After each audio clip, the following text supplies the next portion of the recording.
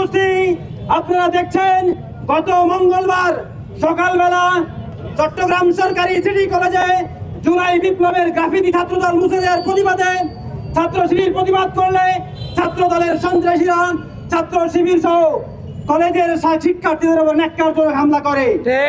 এই হামলার প্রতিবাদে যখন ছাত্র শিবির বিকালবেলা একটি শান্তিপূর্ণ বিক্ষোভ কর্মসূচি পালন করে, সেই বিক্ষোভ কর্মসূচিতে অত্যন্ত ন্যাক্কারজনক ভাবে বহিরাগত টোকাই সন্ত্রাসীদের নিয়ে মিছিলের পেছন দিক থেকে ছাত্র শিবিরের মিছিলে হামলা করে। আমরা দেখছি বহিরাগত সন্ত্রাসীদের নিয়ে উক্ত মিছিলে ছাত্র শিবিরের নেতা আশরাফুল আলমের পায়ের গোড়ালিকে তারা বিচ্ছিন্ন করে ফেলে। এছাড়া উক্ত মিছিলে হামলা করে শিবির সহ সাধারণ শিক্ষার্থীদের প্রায় 30 জনের অধিক শিক্ষার্থীকে তারা আহত করে। আমরা বলতে চাই অবিলম্বে ছাত্রদলকে বলতে চাই, ক্যাম্পাসকে আমরা ছাত্র শিবির শিক্ষার্থী বান্ধব ক্যাম্পাস চাই। ছাত্র শিবির ক্যাম্পাসে সন্ত্রাস মেনে নিবে না। আজকের এই মিছিল থেকে অবিলম্বে ছাত্র দলের এই ন্যাক্কারজনক আমরা তীব্র নিন্দা ও প্রতিবাদ জানাচ্ছি।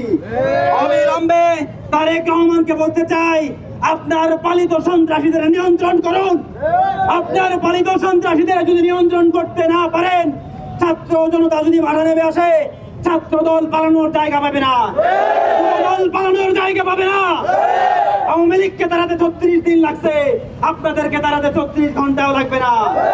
সংগ্রামী উপস্থিতি, আমরা দেখলাম আজকে পাবনার ঈশ্বরদীতে ছাত্র শিবিরের শান্তিপূর্ণ বিক্ষোভ কর্মসূচিতে ছাত্র দলের টোকাই সন্ত্রাসীরা আবারও হামলা করেছে।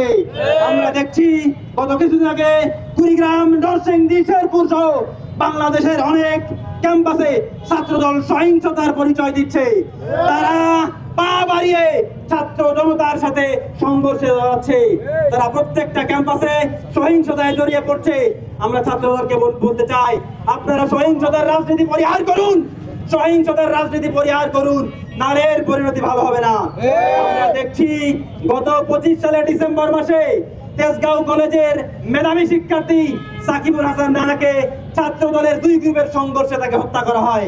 এখন পর্যন্ত সাকিবুল হাসান রানার হত্যাকারীদের বিচার নিশ্চিত করা হয় নাই। আমরা আজকের এই বিক্ষোভ কর্মসূচি থেকে অবিলম্বে সাকিবুল হাসান রানার হত্যাকারীর বিচার নিশ্চিত করার আহ্বান জানাচ্ছি। আমরা দেখছি বিএনপি, যুবদল সহ বিএনপির প্রত্যেকটি অঙ্গ সংগঠন গোটা বাংলাদেশে ধর্ষণ, চাঁদাবাজি এবং সংঘর্ষ করছে। আমরা বলতে চাই, অবিলম্বে তারেক রহমানকে বলতে চাই, আপনার সন্ত্রাসী বাহিনীদের নিয়ন্ত্রণ করুন। স্বরাষ্ট্রমন্ত্রীকে বলতে চাই, আপনি সংবিধান নিয়ে তো অনেক গবেষণা করলেন, এখন দেশের দিকে একটু নজর দেন, দেশের আইন শৃঙ্খলা দিকে একটু নজর দেন। আমরা দেখছি গত 20 এপ্রিল নওগাঁ এবং কক্সবাজারে একই সাথে 7 জন ব্যক্তিকে খুন করা হয়েছে। প্রশাসন সম্পূর্ণ ব্যর্থতার পরিচয় দিচ্ছে। এই সরকার, প্রশাসন আইন শৃঙ্খলা নিয়ন্ত্রণের সম্পূর্ণ ব্যর্থতার পরিচয় দিচ্ছে। এই ব্যর্থতার জন্য স্বরাষ্ট্রমন্ত্রীকে পদত্যাগ করা উচিত। আমরা দেখছি গত কিছুদিন আগে 2 দফায় গ্যাসের মূল্য বৃদ্ধি করা হলো। গ্যাসের মূল্য 2 দফায় বৃদ্ধি করা হলো। জ্বালানি মূল্য কয়েক দফা বৃদ্ধি করা হলো। জ্বালানি মূল্য মানুষের ক্রয় ক্ষমতার বাইরে চলে গেছে।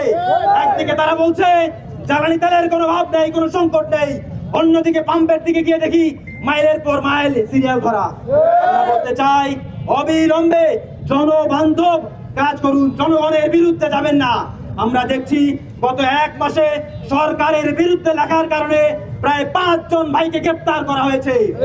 মানুষের ব্যক্তি স্বাধীনতায় হাত দিবেন না। ব্যক্তি স্বাধীনতায় হাত দিতে গিয়ে হাসিনার যে পরিণতি হয়েছে, সে পরিণতি থেকে খেয়াল করুন। হাসিনার পরিণতি থেকে শিক্ষা নিন। যদি শিক্ষা না নিতে পারেন, অবিলম্বে আপনাদের পরিণতি হাসিনার মতো হবে।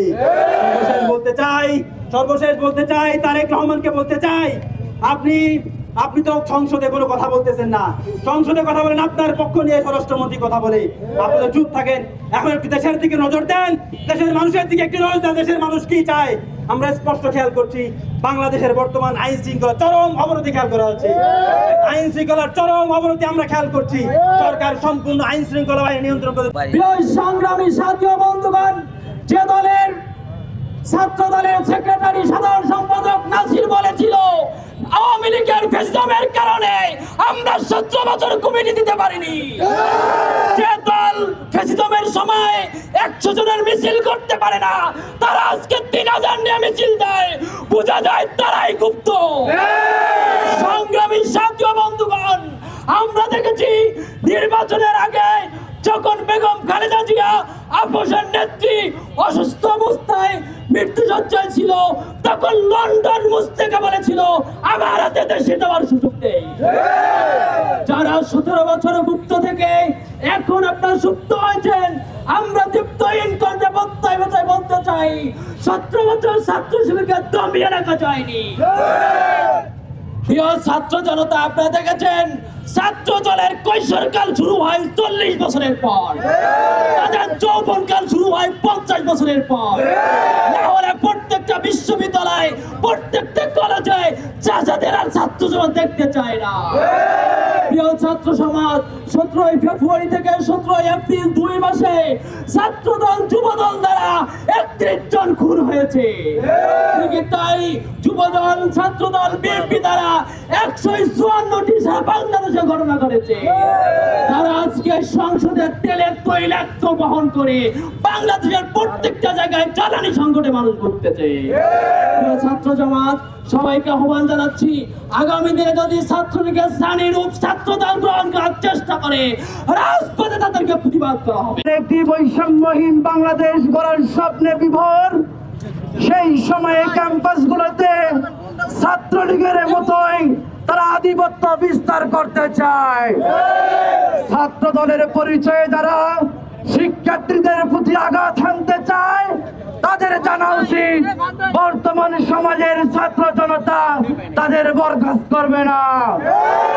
তারা আমাদের ভাইয়ের পায়ে আঘাত করে শিবিরকে দমিয়ে রাখতে চায়, তারা শিবিরের গলায় আঘাত করে শিবিরকে দমিয়ে রাখতে চায়, তারা শিবিরের বুকে গুলি করে শিবিরকে দমিয়ে রাখতে চায়।